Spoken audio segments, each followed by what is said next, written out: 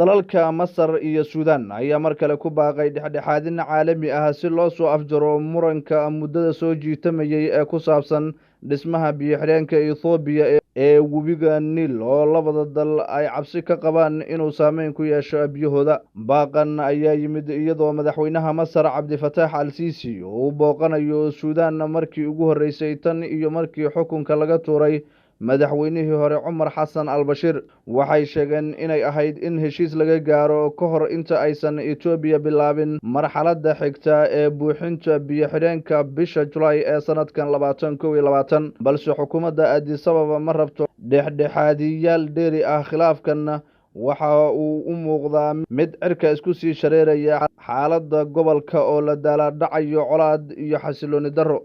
Cabdulfataax al-Siisi madaxweynaha Suudaan wuxuu kulamo gooni ah la qaatay hogaamiyaasha rayidka iyo militariga ee Suudaan, isaga oo kala hadlay in mowqif midaysan laga yeesho arrimaha biyo-xidheenka webiga Nile. Masar iyo Suudaan waxay ku baaqeen wareeg cusub oo wada hadal ah, iyada oo la ballaarinayay koox dhexdhexaadin ah oo ay ku jiraan saraakiil ka socda Midowga Afrika, Maraykanka, Midowga Yurub iyo Qaramada Midoobay.